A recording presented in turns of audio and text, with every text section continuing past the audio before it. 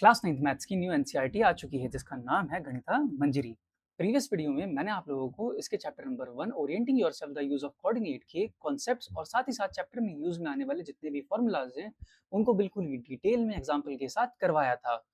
तो मेरा नाम है अश्विनी मिश्रा। इस वीडियो में मैं आप लोगों को उसी चैप्टर की एक्सरसाइज 1.1 करवाने वाला हूँ, तो शुरू करें फिर। आ जाते हैं एक्सरसाइज 1.1 पर। इस एक्सरसाइज के अंदर सिर्फ एक क्वेश्चन है, उस क्वेश्चन के मल्टीपल पार्ट्स हैं, हमें उनको पढ़ना है और उनका आंसर करना है। तो क्वेश्चन को देखें। देखो, figure 1.3 shows Ryan's room with point OABC marking its corner। तो हमें क्या कह रहा है कि फिगर 1.3 के अंदर हमें रियान का रूम दे रखा है जिसमें OABC उसके रूम के 4 कॉर्नर्स हैं। The X and Y axis are marked in the figure. साथ साथ क्वेश्चन क्या कह रहा है, जो फिगर है फिगर के अंदर एक्स और वाई एक्सिस भी मार्क कर रखे हैं and point O is the origin, और जो पॉइंट ओ है वो इस फिगर का ओरिजिन है। ठीक है, फिगर देखते हैं। देखो, फिगर के अंदर क्वेश्चन ने जैसा बोला था ओ ए बी और सी इसके रूम के 4 कॉर्नर हैं। ठीक है, ये इसका रूम है और इसके 4 कॉर्नर्स हैं। क्वेश्चन ने बोला था एक्स और वाई एक्सिस मार्क कर रखे हैं, वो भी मार्क कर रखे हैं। अगर ये एक्स और वाई एक्सिस मार्क नहीं होते तो भी हम क्या पता लगा सकते थे? तो हाँ, पता लगा सकते थे। हमें पता है जो हॉरिजॉन्टल लाइन होती है उसी को हम एक्स एक्सिस बोलते हैं और जो वर्टिकल लाइन होती है उसको हम वाई एक्सिस बोलते हैं, और दोनों जहां पर इंटरसेक्ट होती है उस पॉइंट को हम क्या बोलते हैं? ओरिजिन कहते हैं। और ओरिजिन के कोऑर्डिनेट्स क्या होते हैं? 0,0। क्वेश्चन ने हमें बता रखा है कि ओ क्या है? ओरिजिन है। इसको हम मार्क कर लेते हैं। ठीक है, आगे देखो क्वेश्चन हमें क्या कह रहा है। Referring to figure 1.3 answer the following question. अब इस फिगर के बेसिस पे क्या करना है, हमें नीचे क्वेश्चंस दे रखे हैं उनको आंसर करना है। फर्स्ट पार्ट देखते हैं। If D1R1 represent the door to Ryan's room. D1R1 क्या है? रियान के रूम के अंदर जाने का दरवाजा रिप्रेजेंट करते हैं। तो D1 ये रहा, R1 ये रहा। आगे क्वेश्चन क्या कह रहे हैं? How far is the door from the left wall, यानी कि the Y axis of the room. तो क्वेश्चन ने पहली चीज हमसे क्या पूछी कि जो D1R1 डोर है उसके कमरे का, वो उस कमरे की लेफ्ट वॉल यानी कि वाई एक्सिस से कितना दूर है। आगे क्या कह रहे हैं? How far is the door from the x axis. दूसरी चीज क्या पूछी उसने कि डोर एक्स एक्सिस से कितना दूर है। तो एक उसने पूछा कि जो D1R1 डोर है वो लेफ्ट वॉल यानी वाई एक्सिस से कितना दूर है, और दूसरी चीज उसने क्या पूछी कि जो डोर है वो एक्स एक्सिस से कितना दूर है। तो हमें दो चीजें आंसर करनी है। देखो, R1 के कोऑर्डिनेट क्वेश्चन के अंदर मार्क्ड है, या फिर जो फिगर दे रखी है उसके अंदर मार्क हो रखे हैं। 11.5 ये x का कोऑर्डिनेट हो गया और ये y का। ध्यान क्या देने वाली बात है, y का कोऑर्डिनेट क्या है? 0, क्योंकि जो R1 है वो कहां पर एग्जिस्ट कर रहा है? x एक्सिस पे एग्जिस्ट कर रहा है, और x एक्सिस पे हमेशा y के कोऑर्डिनेट क्या होंगे? 0 होंगे। सिमिलरली y एक्सिस पे अगर कोई पॉइंट लाई करता है तो उसमें हमेशा x के कोऑर्डिनेट क्या होंगे? 0 होंगे। देखो, R1 के कोऑर्डिनेट तो दे दिए बट D1 के दे नहीं रखे, तो हम एक काम करते हैं, इस ग्राफ को देख के या कार्टेशियन प्लेन को देखकर हम खुद फिगर आउट करते हैं कि D1 के कोऑर्डिनेट्स क्या होंगे। देखो, D1 8 पर है तो x पे 8 होगा इसका कोऑर्डिनेट, और ऑब्वियसली जैसे y का कोऑर्डिनेट क्या होगा इसका यहाँ पे? 0, क्योंकि कहाँ पे लाई करता है ये? x एक्सिस पे। तो ये इसका x का कोऑर्डिनेट हो गया और ये इसका y का कोऑर्डिनेट हो गया। इतना तो क्लियर। अब हमें क्या करना है, हमें डिस्टेंस बताना है। कहाँ से? लेफ्ट वॉल से या वाई एक्सिस से। क्वेश्चन में देखो, राइट वॉल बता रखी थी तो राइट वॉल के ऑपोजिट वाली वॉल क्या हो जाएगी? हमारी लेफ्ट वॉल। और क्वेश्चन में भी हम क्या बोला था कि वाई एक्सिस क्या है? हमारे रूम की लेफ्ट वॉल है। उसको लिख लेते हैं, लेफ्ट वॉल। ठीक है, अब एक बात बताओ, ये रही वॉल और ये रहा डोर। एक काम करता हूं, मैं डोर को मार्क कर देता हूं। ये हो गया डोर। ठीक है, अब मुझे लेफ्ट वॉल यानी यहां से लेके डोर का डिस्टेंस बताना है। तो मुझे कितना दिख रहा है? इस जगह से डोर कहां पर है? 0.8 पर है, यानी कि 8 यूनिट पर है। तो डिस्टेंस कितना हो जाएगा डोर का वॉल से? 8 यूनिट्स। अब इसको नीचे फटाफट से हम लिख देते हैं कि आंसर कैसे करना है। तो हमारा है क्वेश्चन नंबर 1 पार्ट 1। हमसे क्या पूछा था? Distance from the wall. तो हम क्या लिखेंगे? डिस्टेंस फ्रॉम लेफ्ट वॉल, जो कि क्या है हमारा? Y axis is 8 units. इस चीज़ का ध्यान रखना, क्वेश्चन में बता नहीं रखा था कि जो नंबर्स लिखे हैं वो किस यूनिट में है, लाइक कि सेंटीमीटर है, मिलीमीटर है या मीटर है, वो हमें मेंशन नहीं था। तो अगर कभी ऐसा मेंशन ना हो तो आपको हमेशा अपने आंसर के साथ यूनिट्स को ज़रूर लिखना है कि ऐसे आप यूनिट्स लिख दोगे, ठीक है। दूसरी चीज़ क्वेश्चन ने क्या पूछी थी हमसे, उसने पूछा था कि एक्स एक्सिस से डोर का डिस्टेंस बताओ।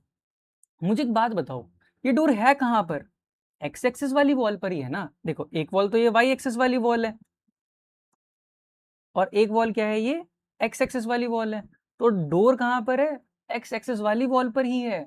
तो अगर कोई चीज एक्स एक्सिस पर पहले से ही है, ठीक है, तो क्या वो उससे दूर होगी? ऑब्वियसली बिल्कुल नहीं। तो एक्स एक्सिस का डिस्टेंस क्या हो जाएगा? 0, ठीक है, क्योंकि वॉल है ही एक्स एक्सिस पे। देखो अब इसका आंसर क्या लिखेंगे हम, डिस्टेंस फ्रॉम एक्स एक्सिस। तो एक्स एक्सिस से वॉल की, आप सॉरी, एक्स एक्सिस से डोर का डिस्टेंस क्या है हमारा? 0 यूनिट्स। यहां तक तो क्लियर, ठीक है। तो फर्स्ट पार्ट यहां पे हमारा हो जाता है फिनिश। आ जाते हैं हम सेकंड पार्ट पे। सेकंड पार्ट हमें क्या कह रहे हैं, what are the coordinates of D1। हमने पहले सॉल्व कर लिया, पार्ट 1 में हमने D1 के कोऑर्डिनेट्स पहले ही निकाल लिए थे, जो कि क्या थे हमारे 8,0। फटाफट इसको भी लिख देते हैं। इसको सेकंड पार्ट नहीं, ये हमारा फर्स्ट पार्ट का ही सेकंड क्वेश्चन था, मतलब फर्स्ट पार्ट के अंदर दो चीजें पूछी थी हमसे। सेकंड पार्ट में हमें D1 के कोऑर्डिनेट्स बताने, तो हम क्या लिखेंगे, कोऑर्डिनेट्स ऑफ D1 जो कि हमने निकाले थे, हमारे कोऑर्डिनेट्स क्या थे, 8,0। आ जाते हैं थर्ड पार्ट पे। थर्ड पार्ट हमसे क्या कह रहा है, if R1 is the point 11.5 and 0। हमने ऊपर देखा था R1 के कोऑर्डिनेट्स दे रखे थे 11.5 और 0। How wide is the door. Question हमसे क्या पूछा कि डोर की विड्थ कितनी है। आगे क्या कह रहा है, do you think this is a comfortable width for the room door. अब हमसे पूछ रहा है क्या जो विड्थ आएगी रूम की जब हम निकालेंगे, तो क्या वो विड्थ कंफर्टेबल है।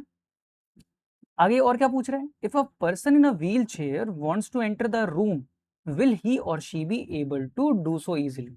एंड लास्ट में हमसे क्या पूछता है कि अगर कोई पर्सन जो व्हील चेयर पर है, अगर वो कमरे में एंटर करना चाहे तो क्या वो इजीली कंफर्टेबली एंटर या एग्जिट कर सकता है। अच्छा ऐसा कब हो पाएगा जब कोई इजीली या कंफर्टेबली एंटर या एग्जिट कर पाएगा, जब इस एग्जांपल के बाद व्हील चेयर का पूछा है इन्होंने, तो अगर व्हील चेयर की विड्थ डोर की विड्थ से कम हुई तो wheel chair easily enter exit कर पाएगी। तो पहला काम करके क्या करते हैं हम पहले डोर की विड्थ निकाल लेते हैं। देखो डोर की विड्थ क्या होगी, यहां से लेके यहां तक, ठीक है। अब R1 पे यहाँ का कोऑर्डिनेट क्या दे रखा है, 11.5 और D1 पे कितना है, 8। तो इन दोनों के बीच का जो डिफरेंस होगा वही हमारी इस डोर की विड्थ बन जाएगी। इसको लिख लेते हैं। देखो हम क्या लिखेंगे, विड्थ ऑफ द डोर कैसे निकालेंगे हम, R1 माइनस D1। R1 की वैल्यू क्या थी, एक्स एक्सिस पे 11.5 और D1 की थी 8। अब इन दोनों का गैप कितना है, 3.5 यूनिट्स। जनरली हमारे यहाँ पर क्या होता है, हम डोर की या घर की मेजरमेंट किस में करते हैं, फिट में करते हैं, ठीक है। एंड 1 फीट इक्वल्स टू कितना होता है,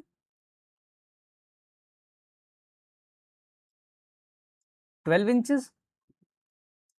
1 फीट कितना होता है, 12 inches.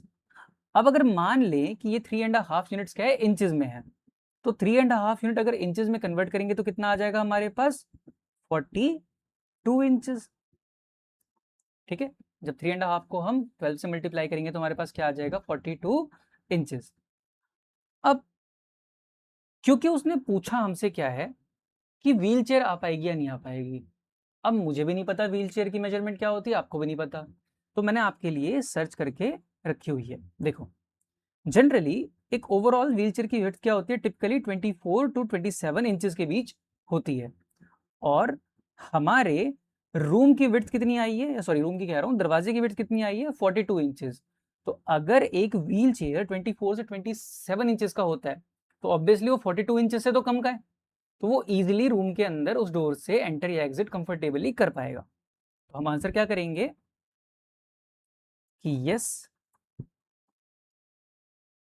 A wheel chair can be easily entered in the room as a wheelchair width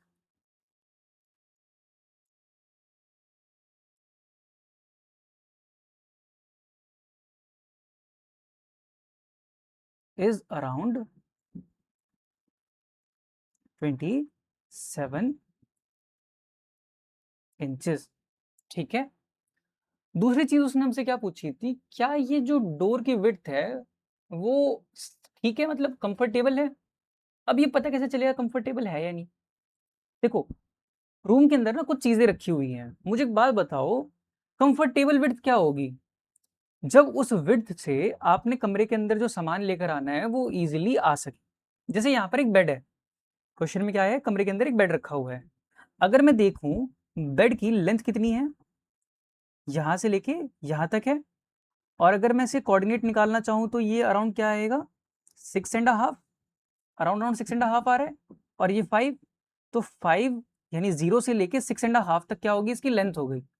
अब अगर मैं इसकी विड्थ निकालूं तो विड्थ क्या है, यहाँ से लेके यहाँ तक, या मैं कह दूं यहाँ से लेके यहाँ तक, 8 और 5, तो इनके बीच का गैप कितना है, 3 यूनिट्स।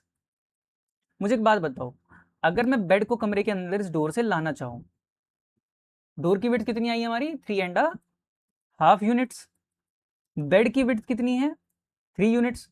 तो क्या मैं बेड को आसानी से इस कमरे में ला सकता हूँ, हाँ कंफर्टेबली ला सकता हूँ। सिमिलरली जो वार्डरोब है, वार्डरोब तो हमें दिखाई दे रहा है कि अराउंड क्या यूनिट्स आ जाएंगी इसकी विड्थ की, देखो ये 2 है, ये 0 है, तो कितना यूनिट आ गया, 2 यूनिट्स। तो अगर मैं इस वार्डरोब को भी इस कमरे में लाना चाहूँ तो क्या वो इजीली आ जाएगा, हाँ आ जाएगा। तो अगर कमरे में रखी चीजें अगर इस डोर के थ्रू इजीली आ पा रही हैं तो मैं क्या कह सकता हूँ, ये जो डोर की विड्थ है वो कंफर्टेबल है। तो हम क्या लिखेंगे, जैसे क्वेश्चन ने हमसे क्या बोला था कि do you think this is a comfortable width for the room door, तो हम क्या लिखेंगे, yes it is a comfortable width for the room door. Clear है, सिंपल था। एक ही नई चीज हमने क्या सीखी, कि मुझे भी नहीं पता था, आपको भी नहीं पता था, आपने भी सीखा, मैंने भी सीखा, कि व्हील चेयर की एक एवरेज वेट कितनी होती है, 27 इंचेस। ठीक है। इसलिए जैसे मैंने आपको जो हमारी कॉन्सेप्ट वाली वीडियो थी उसमें मैंने आपको कहा भी था कि इस साल की मैथ आपकी एप्लीकेशन बेस्ड है, जिसमें आप रियल लाइफ या रियल वर्ल्ड में जो चीजें होती हैं उनके एग्जाम्पल्स लेंगे, उनसे सीखेंगे। तो हमने एक नई चीज सीखी कि व्हील चेयर की वेट क्या है, 27 इंचेस। आ जाते हैं नेक्स्ट पार्ट पे, फोर्थ पार्ट और लास्ट पार्ट। क्वेश्चन हमसे क्या कह रहे हैं, इफ B1 0, 1.5। अच्छा यहाँ देखो, x की कोऑर्डिनेट क्या है, 0, तो ऑब्वियसली ये कहाँ पर होगा, y एक्सिस पे लाई करता होगा।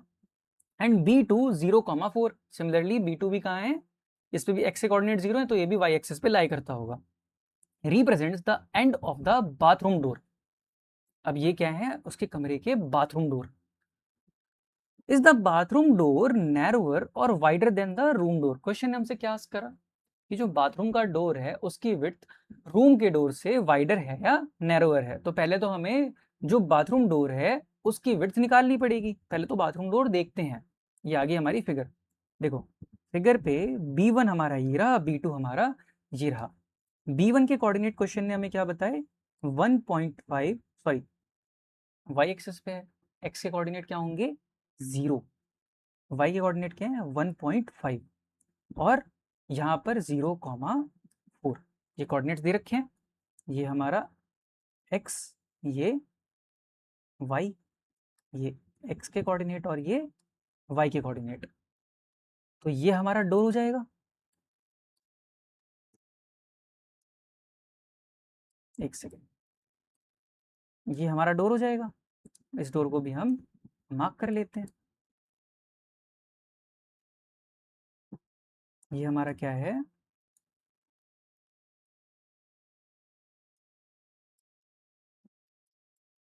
Bathroom door. ठीक है। अब हम इसकी विड्थ निकाल लेते हैं। हमें इसकी विड्थ तो पता है कितनी है, 3.5 यूनिट्स।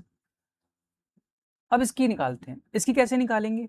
वाई एक्सिस पर है, वाई एक्सिस पे b2 के कोऑर्डिनेट्स क्या हैं 4 और b1 के क्या हैं 1.5, तो इसको भी सॉल्व कर लेते हैं। देखो हम क्या लिखेंगे, width of bathroom door. Bathroom door में हम क्या करेंगे, b2 माइनस b1, वाई वाले कोऑर्डिनेट्स माइनस करेंगे इसके।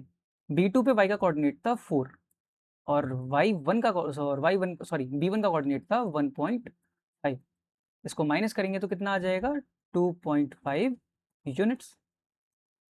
अब ऊपर हमने डोर की जो विड्थ निकाली थी वो कितनी थी हमारी 3.5 यूनिट्स। बाथरूम डोर की कितनी आई है 2.5 यूनिट। हम कंपेयर करेंगे तो हम क्या लिखेंगे, bathroom door is narrower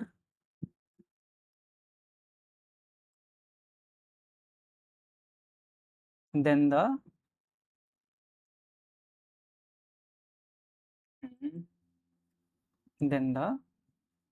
room door। हम क्या लिख देंगे,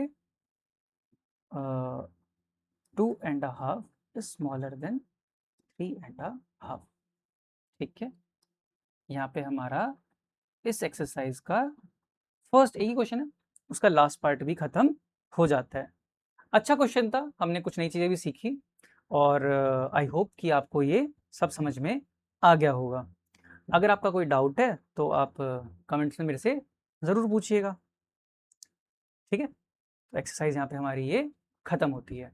इसी के साथ हमारी एक्सरसाइज 1.1 यहीं पर खत्म होती है। आई होप आप लोगों को इस एक्सरसाइज के सभी क्वेश्चन बिल्कुल अच्छे से समझ में आ गए होंगे। अगर आपकी इस एक्सरसाइज से रिलेटेड कोई भी डाउट्स हैं तो कमेंट सेक्शन में आप मुझसे पूछ सकते हैं।